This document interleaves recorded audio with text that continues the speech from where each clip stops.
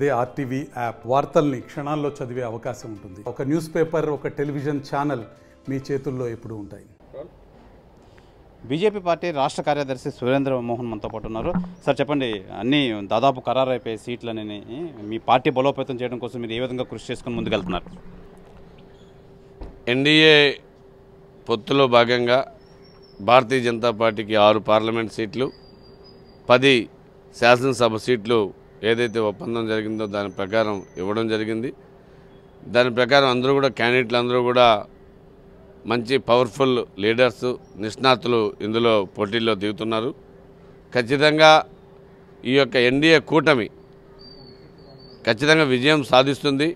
ఈ యొక్క జగన్మోహన్ రెడ్డి గారి యొక్క అరాచక ప్రభుత్వానికి ఈరోజు ప్రజలు తిరస్కరించే యొక్క మూడ్లో ఆంధ్రప్రదేశ్ ప్రజలు ఉన్నారు. కాబట్టి అందరూ కలిసి Telugu Desam party, Janasena party, Bharatiya Janata party 3 పార్టీలు కలిసి కూటమిగా అందరూ సమన్వయం చేసుకుంటూ ఈరోజు ప్రజల్లోకి వెళ్ళేటువంటి ఒక వాతావరణం క్రియేట్ అయింది. ముందు రకరకాలుగా చిన్న ఇబ్బందులు ఉన్నా కానీ అన్ని ఇబ్బందులన్నీ కూడా తొలగిపోయి గెలిపే ధ్యేయంగా ముందుకెళ్ళేటువంటి పరిస్థితి. ఖచ్చితంగా ఆ దశగా వెళ్తున్నటువంటి దాంట్లో విజయం సాధిస్తామని చెప్పేటువంటి విషయం మాత్రం తెలియజేస్తున్నాను. సార్, కేంద్ర ప్రభుత్వం ప్రవేశపెట్టిన పథకాలే మళ్ళీ పేరు మార్చి ఈయన ఇప్పటి వరకు లాక్కొని వచ్చారు. అయినా అప్పటికి వైనాట్ 175 అని చెప్పి వాళ్ళు చెప్తుంటా ఉన్నారు. ఏ విధంగా చూసుకోవచ్చు?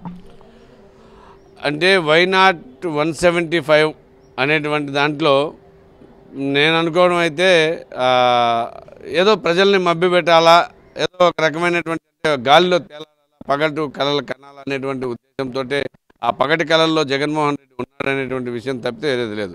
ఈ మధ్య కాలంలో భారతీయ జనతా పార్టీ జాతీయ స్థాయిలో కేంద్ర ప్రభుత్వ నాయకత్వంలో వికసిత భారత్ ప్రోగ్రాం అనేటువంటిది గల్లీలో జరిగింది. ఈ ప్రోగ్రాంలో ప్రతి గల్లీలో ప్రజలు పాల్గొన్నారు. ఈ ప్రజలు పాల్గొన్న ప్రతి ఒక్కరికి అర్థమైనటువంటి విషయం ఏంటంటే ఈ ఆంధ్రప్రదేశ్లో అమలవుతున్నటువంటి ఏ పథకాలైనా కేంద్ర ప్రభుత్వం భాగస్వామ్యం లేకుండా అమలు కాలేదు అనేటువంటి విషయం చాలా స్పష్టంగా ప్రజలకు అర్థమైపోయింది. ఏదైతే జగన్మోహన్ రెడ్డి నిర్లజ్జగా, నిస్సిగ్గుగా నేను నవరత్నాలని 98% పూర్తి చేసినాను అని చెప్పి ప్రజల్ని మభ్యపెట్టేటువంటి ఆలోచన ఏదైతే ఉందో ఇది ప్రజలకు ఈరోజు అర్థమైపోయింది. నువ్వు 98% కాదు కదా, నువ్వు బహుశా ఒప్పుకోవాలంటే ఒక 25% మాత్రమే నువ్వు క్లియర్ చేసావు. 25% నీ యొక్క హామీల్ని నువ్వు రీచ్ కలిగావు తప్పితే అట్లీస్ట్ 50% కూడా రీచ్ అయినటువంటి పరిస్థితి లేదు. కానీ నిస్సిగ్గుగా 98% చెప్తున్నావు. ఇది ప్రజలకు అర్థమైంది. వికసిత భారత్ ప్రోగ్రాం కారణంగా దేశంలో ఈ యొక్క మన ఆంధ్రప్రదేశ్లో ముఖ్యంగా ఏమేమి పథకాలు ప్రభుత్వం ఇస్తుంది, అందులో కేంద్ర ప్రభుత్వం ఏమి ఇస్తుంది అనేటువంటి విషయాలు సుస్పష్టం. ఒకటి హెల్త్ విషయంలో ఆయుష్మాన్ భారత్ ప్రోగ్రాం కింద జరుగుతుంది. నువ్వేమో ఇక్కడ రాజీవ్ ఆరోగ్యశ్రీ అని పేరు పెట్టుకున్నావు మీ నాన్న పేరుతో. నిధులన్నీ కేంద్ర ప్రభుత్వం ఆయుష్మాన్ భారత్ కార్డులు ఇస్తున్నావు ఈరోజు. మరి నీది 98% ఎలా చెప్పగలుగుతావు?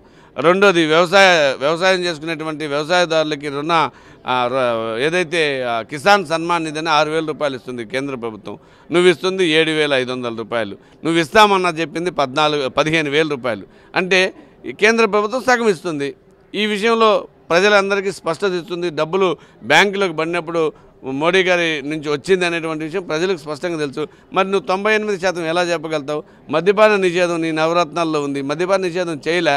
గుడ్డోడిని అడిగినా లెక్కలు చెప్తాడు. నవరత్నాల్లో ఒక రత్నం నువ్వు టచ్ చేయకుండా ఉంటే మరి 98% ఎలా పూర్తి చేస్తావు? అదేవిధంగా ఇల్లులు నువ్వు ఇచ్చింది స్థలం కట్టించేది కేంద్ర ప్రభుత్వం, ప్రధానమంత్రి ఆవాస్ యోజన. నువ్వేమో జగనన్న కాలనీ పేరు పెట్టుకున్నావు.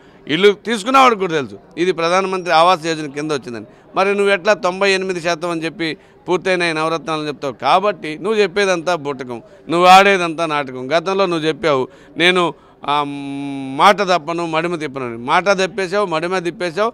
అసలు నువ్వు ఒక బూటకం అనేటువంటి విషయాన్ని ప్రజలకి స్పష్టంగా అర్థమైపోయింది. కాబట్టి నిన్ను పంపించేటువంటి దానికి ఈ యొక్క ఎన్నికలు ఇది కాబోతుంది. ఖచ్చితంగా నువ్వు ఇంటికి వెళ్ళేటువంటి పరిస్థితి అయితే ఉంది. ఈ ఎలక్షన్లో నీకు రాజకీయంగా ప్రజలు బుద్ధి చెప్తారని మాత్రం ఖచ్చితంగా తెలియజేస్తున్నాను. సార్, విశాఖ, అనకాపల్లి చూసుకుంటే మీ నాయకులు అయితే బరిలో దిగుతున్నారు. వాళ్ళకి పూర్తి మద్దతు పలికి ఏ విధంగా వెళ్ళబోతున్నారు మీరు?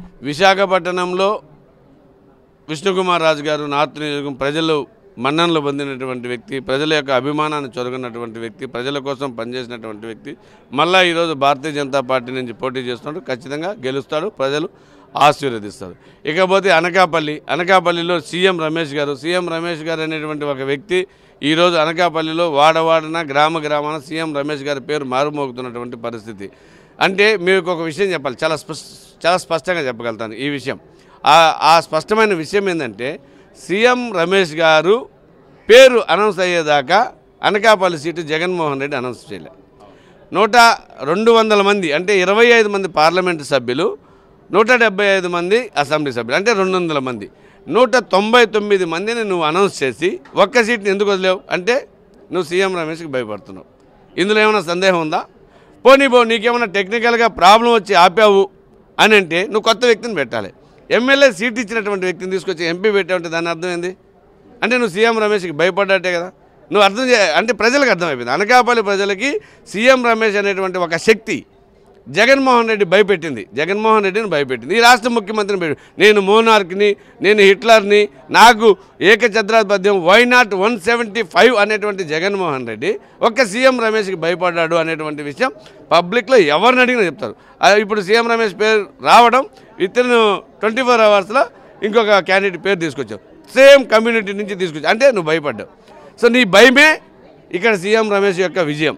నీ పార్టీ అధినేతే భయపడ్డప్పుడు ఇంకా ఎమ్మెల్యే క్యాండిడేట్, ఎంపీ క్యాండిడేట్ ఎంత? నువ్వే భయపడిపోయావు. కాబట్టి సీఎం రమేష్ గారి యొక్క విజయం సునాయాసంగా అనకాపల్లిలో జరగబోతుంది. అనకాపల్లి అంతా కూడా మారుమోగుతుంది.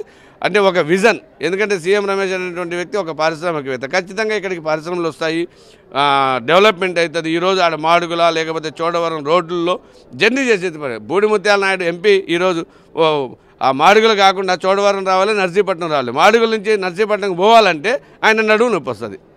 రేపు ప్రచారంలో ఆయనకే నడువు నొప్పి వస్తుంది, మిగతా వాళ్ళకి నడువు నొప్పికి రెడీ అయిపోయారు.